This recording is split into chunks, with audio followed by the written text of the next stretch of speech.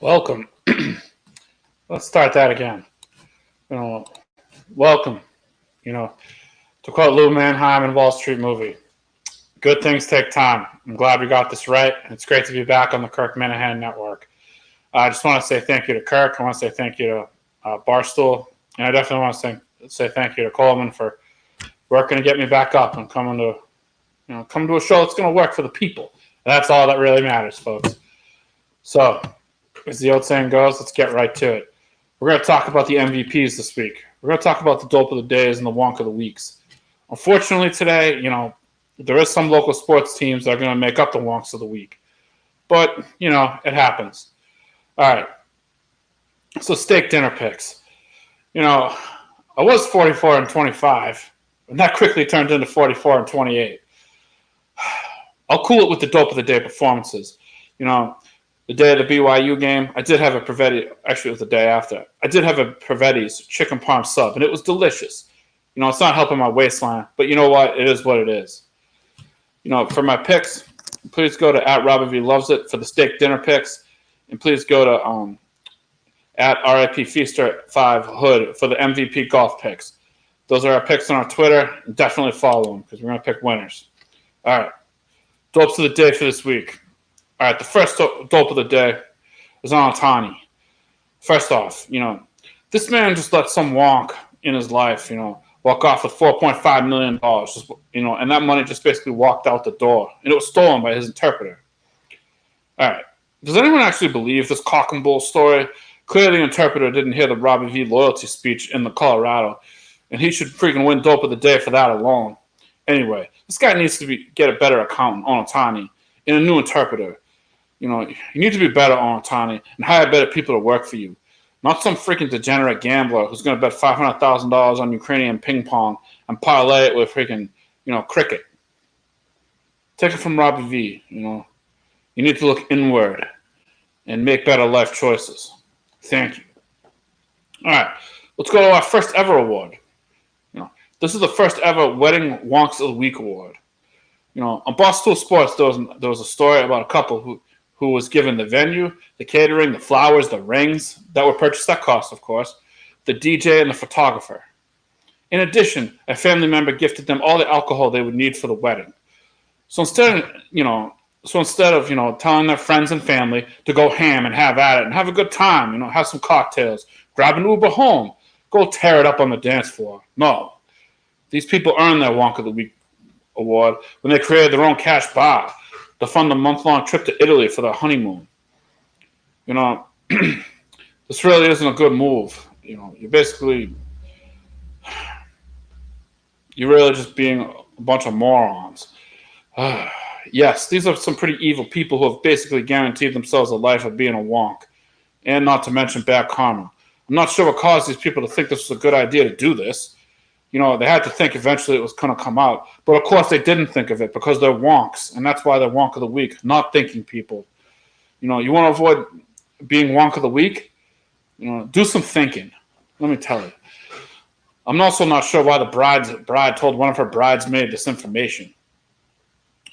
I mean, how is this not going to come out once the bridesmaid found out about it? Apparently, there was a huge text chain with the brides and the bridesmaids. It all blew up to hell. It's on Reddit. And this bride will eventually be freaking doxxed by somebody. Not me, of course, but, her life and the groom's life is over. I hope this trip was worth it because you probably just lost about 90% of your freaking friendships in life. Robbie V, I'm recommending life counseling to these fools. And to be frank, be ready to receive the Moron of the Month award. And where was the husband on this? Why did he think this was a good idea? It's just absolute fucking bullshit, if you ask me. All right. The Wonk of the Week award. The Wonk of the Week award goes to the sports bettor who turned a $2 parlay into a $1,500 win, which usually would get you the MVP, only to be told this win was going to be going to unpaid child support. Bad decisions, folks. Bad decisions. First off, man, pay off your child support. And if you freaking owe child support, you probably shouldn't be betting to begin with. That's a freaking Wonk of the Week move. And it's very wrong to begin with. And really isn't that funny at all. He thought he was on easy street with that win and probably thought he was on his way to many surf and turf dinners in the future. But he was wrong. The feds came at him, and it took away his hard-earned winnings and used them to pay off the child support with them. What's the lesson here? Please keep up with your child support payments. If you win a lot of money, gambling online, the feds are going to catch up to you. This Wonk of the Week really needs to examine his life and make better life choices. He probably needs a financial advisor, but it's only a 20-minute show, and we can't freaking help everybody. Ridiculous. All right. NCAA tournament thoughts this year. BYU was dope of the day last Thursday, and I was dope of the day for recommending them. I had a good show performance, but then I let the people down. Just remember, folks, you can be MVP 1 minute for the day, 1 minute, and then you can absolutely go to hell the next day, in a couple hours and be dope of the day. But that's the way it goes, though. It's happened to Robbie V once, and it'll happen to Robbie V again. But don't worry. I'll come up with an MVP look. I'll come up with some MVP moves eventually, but not right now. All right. First, UConn looks great in the tournament. They're really playing good basketball, and they're obviously the favorite to win. I was happy with North Carolina and the way they played. They played really well.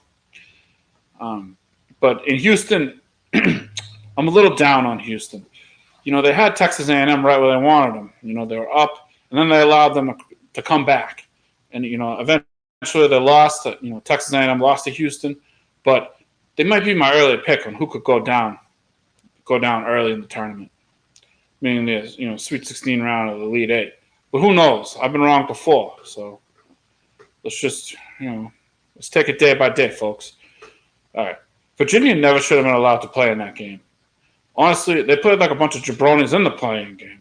They played awful, and I wasn't appreciative of what they did. They were a disgrace to the game of basketball during that time, and they really need to look out for themselves and look out and just play better basketball. And also, shout out to Stephen A. Smith, who said that the Virginia coach should be, fired for not playing an exciting brand of basketball. I take issue with Stephen A. on the following accounts. Number one, you can go 2-20, but if you're not winning, and be playing exciting basketball. But if you're not freaking winning games, then who really cares if you're playing exciting basketball? The Virginia coach has done a great job, and he won a national championship. Stephen A. Smith, you need to take your Dope of the Day award, and, well, you need to have better hot takes, to be very honest with you.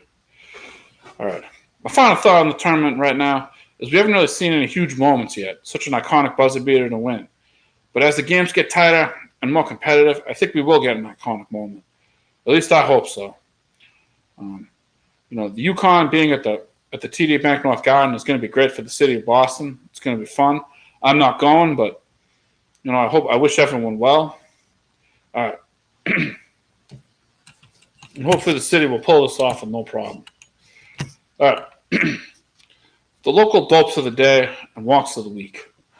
Well, unfortunately, the Boston Bruins started off the week, with a dope of the day award.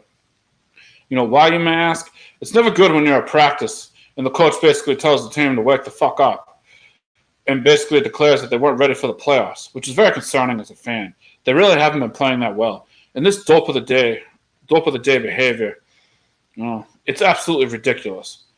Unfortunately, after being told to wake the fuck up, they were told they skated a bunch. And then the coach yelled at them some more.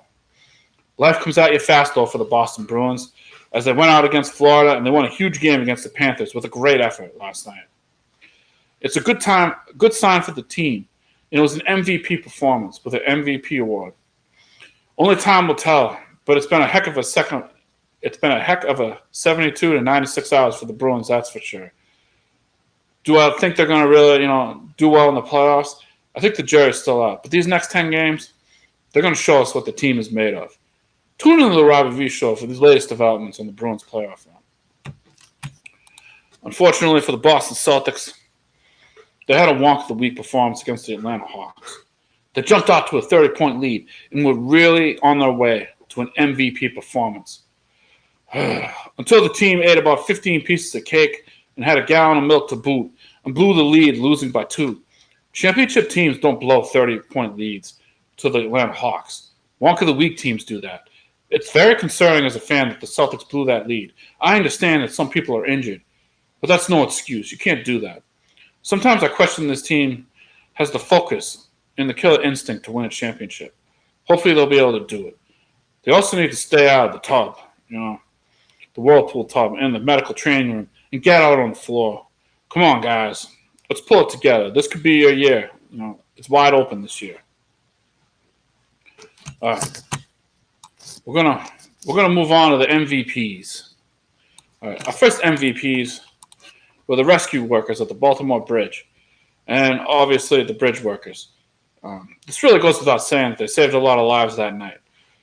They saved lives that night. The bridge workers were alert and shut down traffic on the bridge in time to save who knows how many lives.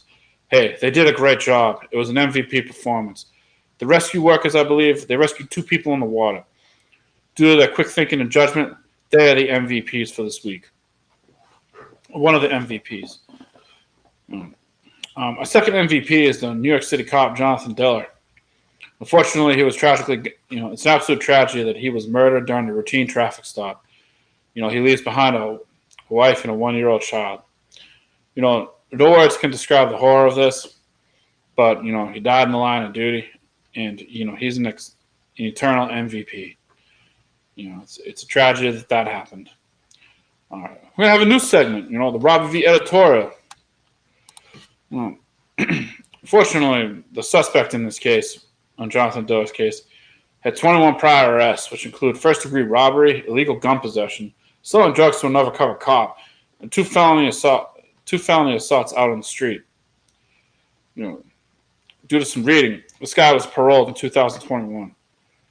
I really don't understand how this man was paroled with that violent of a rap sheet. 20 arrests. This guy should have been behind bars. It never should have seen the light of day for a long time. The one thing I haven't heard is Alan Bragg. Do you have anything to say on this, or are you just going to stay silent? Which is what you seem to be doing. Your move, Ace. So I hope NYC can somehow get it together and stop these types of crimes from happening.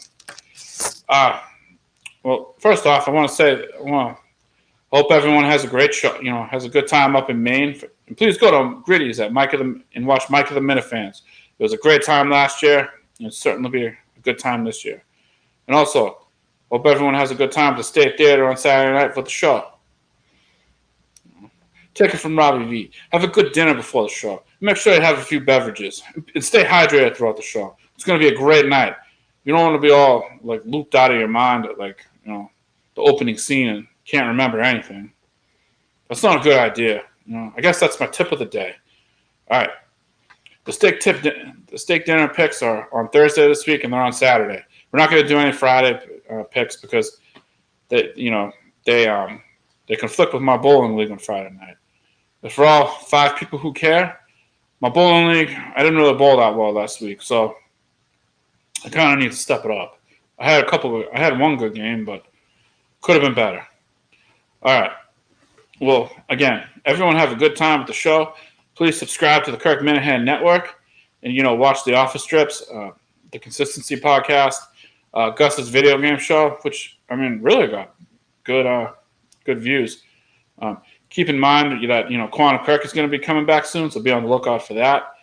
And also, we're gonna see what great game shows Beanbag Ron and McFuss Daddy are doing. Look, the network is thriving, and Robbie V is back. It's a good thing for the network and the United States of America. So, everyone, this is Robbie V signing off, and thank you. And yes, I'm absolutely thrilled to be back.